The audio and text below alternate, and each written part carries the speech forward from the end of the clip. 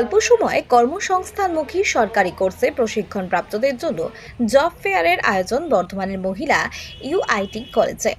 এই প্রসঙ্গে জানাতে গিয়ে ইউআইটি কর্তৃপক্ষ জানান, এখানে মোট 6টি কোম্পানি উপস্থিত হয়েছে। তারা বিভিন্ন ছাত্রছাত্রীদের চাকরি দেওয়ার জন্য ইন্টারভিউ নেওয়া হবে। জানান, প্রায় 250 থেকে 300 ছাত্রছাত্রী উপস্থিত হয়েছেন আজকের দিনে।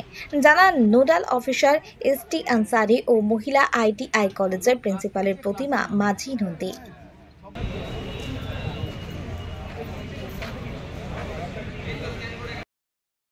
সেই জব ফেয়ারে আমরা প্রাথমিক পর্বের উদ্বোধনের কাজ শুরু করতে চলেছি।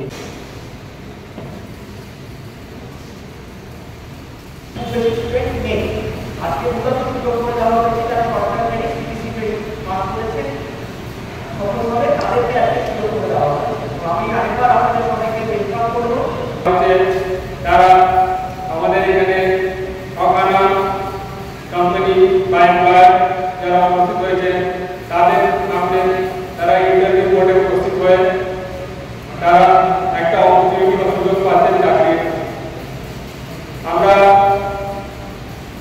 চেষ্টা করব যে আমাদের ইন্টারভিউটা সুষ্ঠুভাবে পরিচালিত হোক। তো এর মধ্যে কিন্তু সবার সহযোগিতা কামনা করি আমরা যারা স্টুডেন্টরা এসেছেন এবং আমাদের যারা এমপ্লয়ার এসেছেন সকলকে আমরা স্বাগত জানাচ্ছি। Government ITI for women Bardhaman মহিলা আইটিআই, যেটা এখানে আজকে আমাদের রাজ্য সরকারের তরফ থেকে একটি জব ফেয়ারের আয়োজন করা হয়েছে। এই জব ফেয়ারটি মূলত যারা পিবিএসএসডি এবং শর্ট টার্ম কোর্সের যারা ট্রেনিং নিয়েছে, যে সমস্ত ট্রেনিজরা, এটা তাদের জন্য একটা সুযোগ করে দেওয়া হয়েছে, যাতে তাদেরকেও একটা বিভিন্ন কোম্পানিতে কাজের সুযোগ করে দেওয়া যেতে পারে। তো আজকে এই জব ফেয়ার অনুষ্ঠানে আমাদের সঙ্গে যুক্ত হয়েছে 6টি কোম্পানি। তারা অলরেডি আমাদের সঙ্গে যুক্ত হয়েছে এবং যেটা পিবিএসএসডি রোজগার সেবা পোর্টালের মাধ্যমে ওনারা নিজেদেরকে রেজিস্টার করেছেন এবং সেখানে স্টুডেন্টরাও তাদের রেজিস্ট্রেশন কমপ্লিট করেছেন। আজকে এই পুরো যে কর্মকাণ্ডটা হচ্ছে, পুরোটা এই পিবিএসএসডি রোজগার সেবা পোর্টালের মাধ্যমেই করা হচ্ছে। এখানে স্টুডেন্টরা নিজেদের ইচ্ছে মতো যে কোনো কোম্পানিতেই পার্টিসিপেট করতে পারে এবং এখানে কোম্পানিরা তাদের ইচ্ছে যে সমস্ত স্টুডেন্টদেরকে তাদের পছন্দ হবে বা তাদের যোগ্য মনে হবে, সেই সমস্ত স্টুডেন্টদেরকে অন দ্য স্পট কিছু কিছু কোম্পানি অফার লেটারও আজকে প্রোভাইড করবে।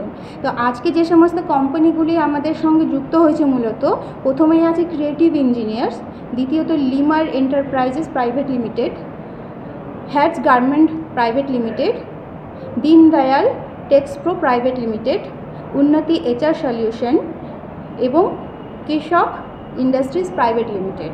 এই 6টি কোম্পানি বর্তমানে আমাদের এখানে চলে এসেছে এবং এনারা বিভিন্ন রুমে তাদেরকে অ্যালট করা হয়েছে। এবং কিছুক্ষণের আগেই আমাদের এখানকার এডিএম স্যার এসছিলেন, ওনার পর্যবেক্ষণেই এই পুরো জব ফেয়ারটা আমাদের এখানে অনুষ্ঠিত হচ্ছে এবং আমাদের লোকাল অথরিটি ওনারা যে এতটা সাহায্য আমাদেরকে করেছেন, যার জন্য আজকের এই অনুষ্ঠানটি আমাদের বেশ খুব ভালো রকম একটা সাড়া ফেলেছে স্টুডেন্টদের মধ্যে। প্রচুর ছাত্রছাত্রী সমাগম হয়েছে, প্রায় আমাদের 250 প্লাস স্টুডেন্ট অলরেডি রেজিস্ট্রেশন করে ফেলেছে এবং এখানে ভিড় দেখে বুঝতেই পারছেন যে আমাদের এখানে যথেষ্ট স্টুডেন্টের সমাগম হয়েছে, যারা খুবই নিডি এবং তাদের চাকরির ভীষণ দরকার।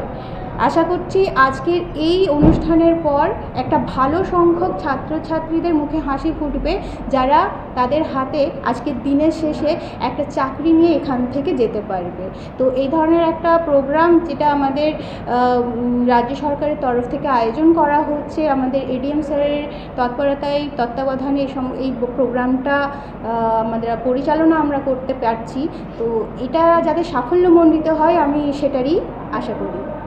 এই যে ছেলেমেয়েরা আজকে জব ফেয়ারে এসেছে বা তারা যদি কর্মপ্রার্থী হয়েছে, কর্মপার্থ, তারা কীরকম বেতন কাঠামো থাকতে পারে? এখানে বিভিন্ন কোম্পানি যারা আছে তাদের পে স্ট্রাকচার বিভিন্ন ধরনের আছে।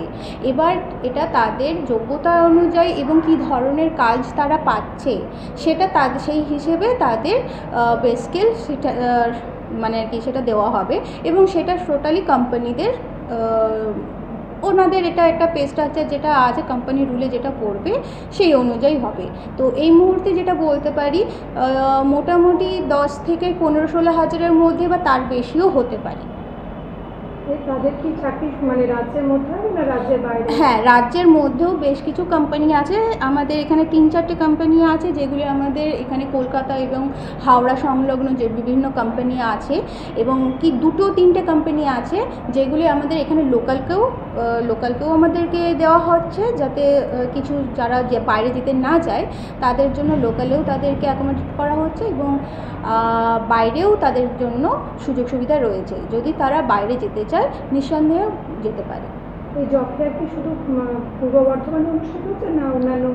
হ্যাঁ, এখানে আজকের তারিখে এখনো পর্যন্ত 4টি জায়গায় এই জব ফেয়ারটি অনুষ্ঠিত হচ্ছে। দুর্গাপুর ITI আরেকটি হচ্ছে, সিউড়ি গভর্নমেন্ট ITI একটি আয়োজন করা হয়েছে, আমাদের এখানে পূর্ব বর্ধমানে গভর্নমেন্ট ওমেন ITI করা হচ্ছে, আরেকটি হচ্ছে আমাদের শিলিগুড়িতে। এই 4 জায়গায় এখন বর্তমানে হচ্ছে। হ্যাঁ, পরবর্তী মাসেও আপনার আবার এই ধরনের জব ফেয়ার হবে, আমাদের জেলাতে হয়তো না, কিন্তু অন্যান্য জেলায়। কারণ এই যে